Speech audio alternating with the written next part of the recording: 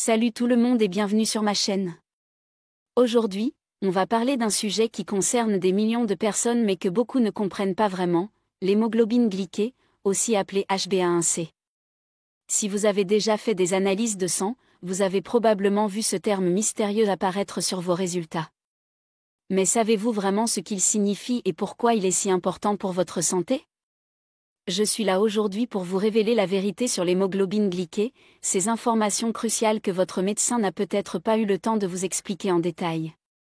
Car oui, comprendre ce marqueur peut littéralement changer votre vie et vous aider à prendre de meilleures décisions pour votre santé. Alors installez-vous confortablement, prenez de quoi noter si vous le souhaitez, et découvrons ensemble tout ce que vous devez savoir sur l'hémoglobine glyquée. Et n'oubliez pas de vous abonner et d'activer la cloche de notification pour ne rater aucune de mes vidéos santé. Commençons par le commencement. L'hémoglobine glyquée, c'est quoi exactement ? Pour comprendre, il faut d'abord savoir ce qu'est l'hémoglobine tout court. L'hémoglobine, c'est cette protéine présente dans vos globules rouges qui transporte l'oxygène dans tout votre corps. C'est elle qui donne cette couleur rouge à votre sang. Maintenant, imaginez que cette hémoglobine se promène dans votre circulation sanguine. Quand elle rencontre du glucose, du sucre donc, une réaction chimique se produit. Le glucose vient se coller à l'hémoglobine, et cette union forme ce qu'on appelle l'hémoglobine glyquée. C'est un processus naturel et irréversible qui se produit en permanence dans votre corps.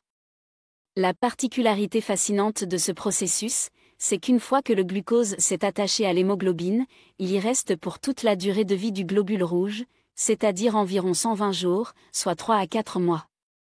C'est exactement pour cette raison que l'HbA1c est si précieuse, elle nous donne une photo de votre glycémie moyenne sur les 3 derniers mois.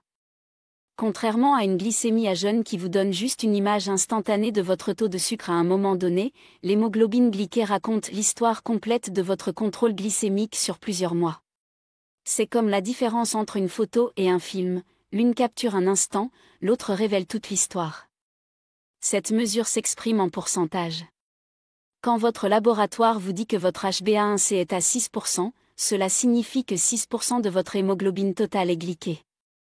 Plus ce pourcentage est élevé, plus votre glycémie a été élevée en moyenne au cours des derniers mois. 1. Les valeurs normales et leur signification cachée. Parlons maintenant des valeurs de référence, car c'est là que les choses deviennent vraiment intéressantes. Officiellement, on vous dit qu'une HbA1c normale est inférieure à 5,7%. Entre 5,7% et 6,4%, on parle de prédiabète. Au-dessus de 6,5%, c'est le diagnostic de diabète de type 2. Mais voici la première vérité que personne ne vous dit, ces seuils sont en réalité des compromis statistiques et politiques, pas nécessairement des optimums biologiques. Ces valeurs ont été établies par des comités d'experts en se basant sur des populations étudiées, mais elles ne tiennent pas compte de votre individualité biologique. La réalité, c'est que votre HbA1c optimale pourrait être différente de celle de votre voisin. Certaines personnes se sentent parfaitement bien avec une HbA1c à 6%, tandis que d'autres développent déjà des complications à ce niveau. Votre génétique, votre âge, vos antécédents médicaux, votre style de vie, tout cela influence votre seuil personnel de tolérance au glucose.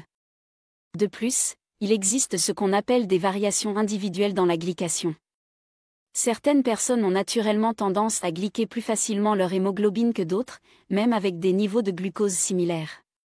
C'est un facteur génétique qu'on commence seulement à comprendre. Une autre vérité cachée concerne l'évolution de ces seuils dans le temps. Il y a quelques décennies, le seuil diagnostique du diabète était plus élevé. Ces valeurs ont été progressivement abaissées au fur et à mesure que la recherche montrait que les complications pouvaient commencer plus tôt qu'on ne le pensait initialement. 2. Les facteurs qui influencent vos résultats. Voici quelque chose de crucial que votre médecin n'a peut-être pas le temps de vous expliquer, de nombreux facteurs peuvent influencer votre taux d'hémoglobine glyquée sans que cela ait un rapport direct avec votre contrôle glycémique réel. Premièrement, tout ce qui affecte la durée de vie de vos globules rouges va impacter votre HbA1c. Si vos globules rouges vivent plus longtemps que la moyenne, ils auront plus de temps pour se glyquer, ce qui peut faire monter artificiellement votre HbA1c. A l'inverse, si vos globules rouges sont renouvelés plus rapidement, votre HbA1c pourra paraître plus basse qu'elle ne l'est réellement. Certaines conditions médicales peuvent provoquer ces variations. L'anémie ferriprive, par exemple, peut prolonger la durée de vie des globules rouges et augmenter l'HbA1c. Les maladies rénales chroniques peuvent également affecter le renouvellement des globules rouges.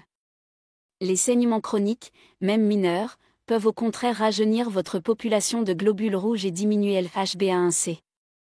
La génétique joue aussi un rôle majeur. Certaines variantes génétiques affectent la structure de l'hémoglobine et peuvent donner des résultats des HbA1c faussement élevés ou faussement bas. C'est particulièrement important dans certaines populations où ces variants sont plus fréquents. L'âge est un autre facteur souvent négligé. En vieillissant, notre métabolisme des globules rouges change naturellement, ce qui peut influencer les valeurs des HbA1c. Chez les personnes très âgées, les objectifs des HbA1c sont souvent ajustés pour tenir compte de ces changements physiologiques. Même certains médicaments peuvent interférer avec la mesure.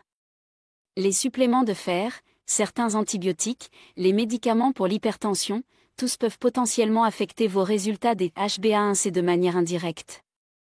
3. La relation complexe avec le diabète. Maintenant, abordons la relation entre l'HbA1c et le diabète, car c'est là que se cachent beaucoup d'idées reçues. On vous présente souvent l'HbA1c comme un indicateur du diabète, mais la réalité est beaucoup plus nuancée. D'abord, il faut comprendre que l'HbA1c ne diagnostique pas à elle seule le diabète. C'est un outil parmi d'autres. Certaines personnes peuvent avoir une HbA1c légèrement élevée sans être diabétiques, tandis que d'autres peuvent avoir des signes de résistance à l'insuline avec une HbA1c encore normale. Le diabète n'est pas juste une question de chiffres, c'est un syndrome métabolique complexe. L'HbA1c nous renseigne sur votre exposition moyenne au glucose, mais elle ne nous dit pas comment votre corps gère ce glucose au quotidien. Elle ne nous dit pas si vous faites des pics de glycémie énormes après les repas qui redescendent ensuite, ou si votre glycémie reste stable toute la journée. C'est d'ailleurs pour cela que de plus en plus de médecins utilisent d'autres outils complémentaires comme la mesure de la glycémie postprandiale, le test d'hyperglycémie provoquée, ou encore la mesure de l'insuline à jeûne. Ces examens donnent une image plus complète de votre métabolisme glucidique.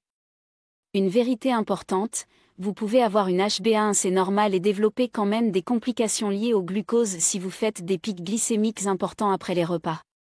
Ces variations brutales de la glycémie sont particulièrement toxiques pour vos vaisseaux sanguins, même si votre moyenne reste acceptable.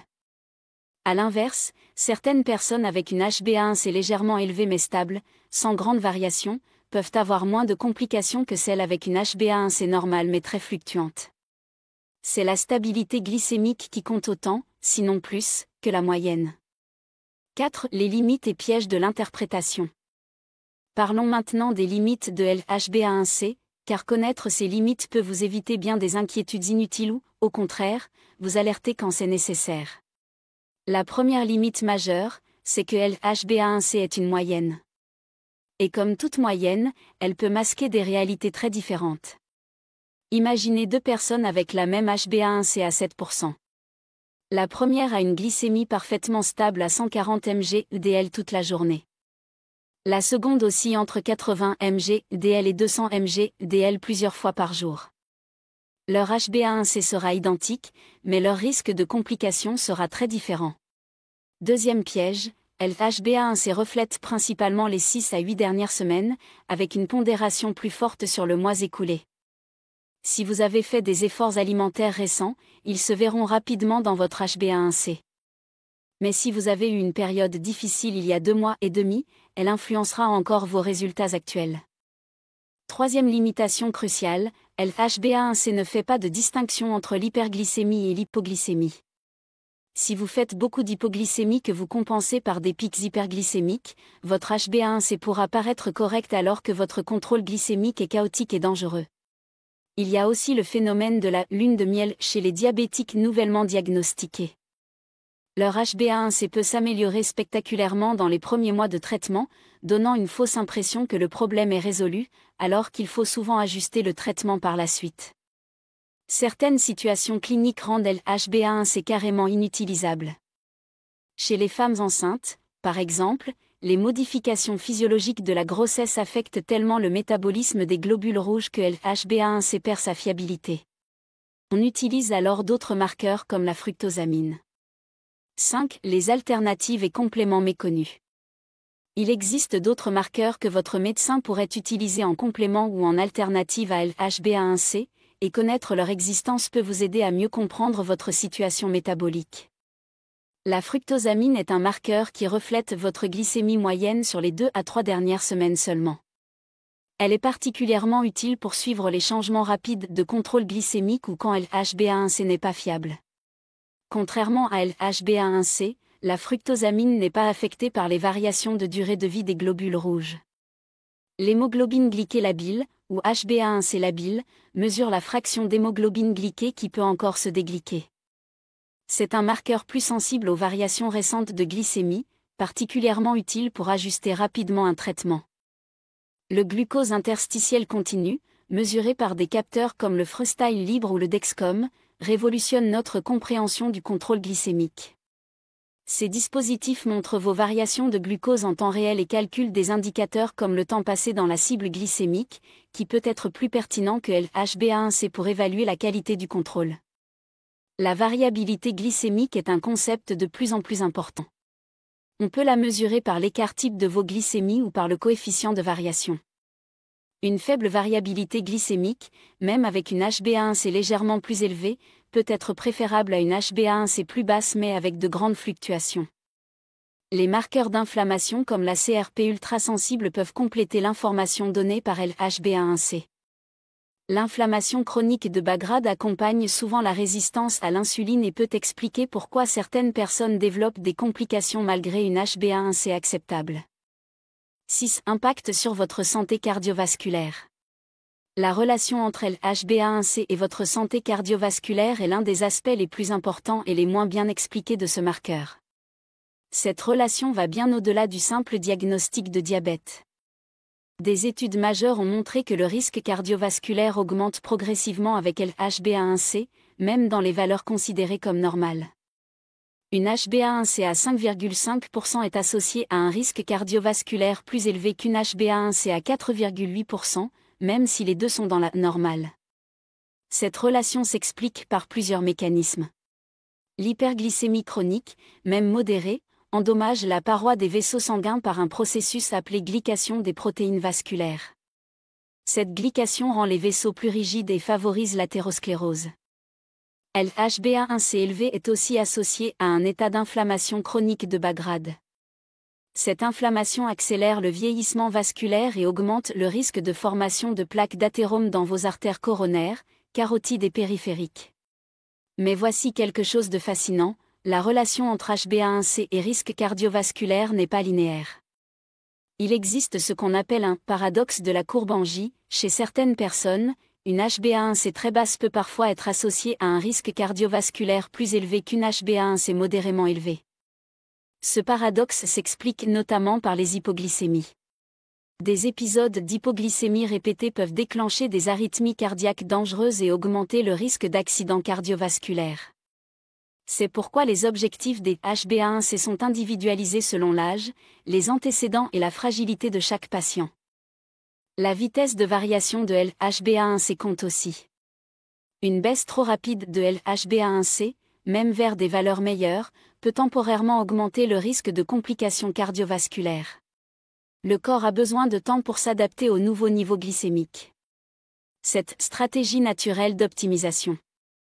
Maintenant que vous comprenez mieux ce qu'est vraiment l'HbA1c, parlons des stratégies naturelles pour l'optimiser. Ces approches vont bien au-delà des conseils basiques qu'on vous donne habituellement. L'alimentation joue évidemment un rôle crucial, mais pas de la façon dont vous pourriez le penser. Ce n'est pas seulement une question de réduire les sucres. La qualité des glucides, leur association avec des fibres, des protéines et des lipides, le timing de leur consommation, tout cela influence votre HbA1c. Le concept d'index glycémique est important, mais l'index insulinémique l'est encore plus. Certains aliments à index glycémique bas peuvent quand même provoquer une forte sécrétion d'insuline, ce qui peut contribuer à la résistance insulinique à long terme. L'ordre dans lequel vous mangez vos aliments peut considérablement influencer votre réponse glycémique. Commencer un repas par des légumes et des protéines avant de consommer les glucides peut réduire les pics glycémiques post-prandiaux. L'exercice physique a un impact majeur sur l'HbA1c, mais là aussi, les détails comptent. L'exercice en résistance peut être plus efficace que le cardio traditionnel pour améliorer la sensibilité à l'insuline. L'activité physique après les repas, même une simple marche de 10 minutes, peut considérablement réduire les pics glycémiques. Le sommeil est un facteur souvent négligé mais crucial.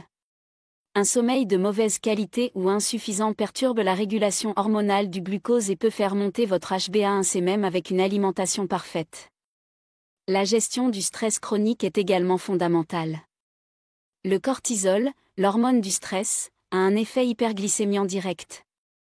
Les techniques de relaxation, la méditation, la cohérence cardiaque peuvent avoir un impact mesurable sur votre contrôle glycémique. Conclusions et recommandations pratiques. Nous arrivons au terme de cette exploration approfondie de l'hémoglobine glyquée. J'espère que vous comprenez maintenant pourquoi ce marqueur est si important et pourquoi il mérite qu'on s'y intéresse de près, que vous soyez diabétique ou non. La première chose à retenir, c'est que l'HbA1c n'est pas juste un chiffre sur une feuille d'analyse. C'est le reflet de votre métabolisme glucidique et un prédicteur important de votre santé future. Mais c'est aussi un marqueur imparfait qui doit être interprété dans votre contexte personnel. Ne vous contentez jamais d'un simple « c'est normal » ou « c'est un peu élevé » de la part de votre médecin. Demandez vos valeurs exactes, l'évolution dans le temps, et n'hésitez pas à poser des questions. Votre santé mérite que vous compreniez ces enjeux. Si votre HbA1c commence à dériver vers le haut, même dans les valeurs encore considérées comme normales, c'est le moment d'agir. Il est beaucoup plus facile de prévenir le diabète que de le traiter une fois installé. Investissez dans votre éducation santé. Apprenez à reconnaître les signaux que vous envoie votre corps. Mesurez occasionnellement votre glycémie après différents types de repas pour comprendre comment votre corps réagit. Adoptez une approche globale, alimentation de qualité, activité physique régulière, sommeil réparateur, gestion du stress. Tous ces éléments travaillent en synergie pour optimiser votre métabolisme glucidique. Et surtout, n'oubliez pas que chaque personne est unique. Votre HbA1c optimal, vos stratégies de contrôle glycémique, vos objectifs de santé doivent être personnalisés selon votre situation, vos antécédents, vos contraintes de vie. J'espère que cette vidéo vous aura aidé à mieux comprendre l'hémoglobine glyquée et son importance pour votre santé. Si c'est le cas, n'hésitez pas à liker cette vidéo, à la partager et à vous abonner pour ne rien rater de mes prochains contenus santé. Et dites-moi en commentaire, aviez-vous déjà entendu parler de certains de ces aspects méconnus de l'HbA1c ? Prenez soin de vous, et à bientôt pour une nouvelle vidéo.